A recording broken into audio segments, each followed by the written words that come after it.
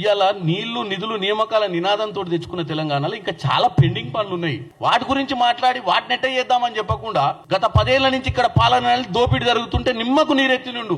ఇదే ఆవేశం ఆ రోజు ఉంటే సగం దోపిడీ ఆపేటోళ్ళం. ఇదే ఆవేశం ఆ రోజు కిషన్ రెడ్డి గారికి కేసీఆర్ మీద ఉండుంటే ఇవాళ తెలంగాణ రాష్ట్రంలో ఇంత దౌర్భాగ్యమైన పరిస్థితి ఉండకపో. ఇవాళ సెంట్రల్ గవర్నమెంట్ నుంచి ప్రెజర్ పెట్టి ఈ కాళేశ్వరం ప్రాజెక్టుల స్కామ్ల మీద కనుక ఆయన ప్రాపర్ గా ఈ ఏజెన్సీలను ఎంక్వైరీలు పెట్టి వీళ్ళందరినీ కనుక తోడకలు తీసుంటే ఇవాళ ఈ దౌర్భాగ్య పరిస్థితి వచ్చేది కాదు. ఇప్పుడు ఆవేశపడుతుండు.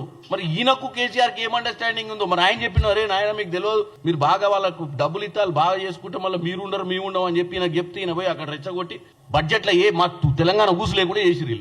బీహార్కు ఉంది, అది ఆంధ్రప్రదేశ్ కు ఉంది, తెలంగాణకు లేదు. ఆ విషయం మాట్లాడతలేరు.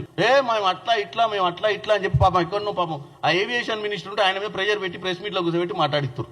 ఈయన అందరికి పతివత ముచ్చట్లు చెప్తాడు. రోజు సోషల్ మీడియాలో పొద్దున సాయంత్రం ఏడ నడిచినా చూపిస్తారు, నడుస్తుంటే చూపిస్తారు, మాట్లాడింది చూపిస్తారు, ఇట్ట తిరిగింది చూపిస్తారు, అట్ట తిరిగింది చూపిస్తారు. మరి దుబాయ్ పోయింది ఎందుకు చూపించలేదు? దుబాయ్కి నీ దోస్తు బిడ్డ పెళ్లికి పోయినా, నీ దోస్తు బిడ్డ పెళ్లి ఎప్పుడు ఉంది?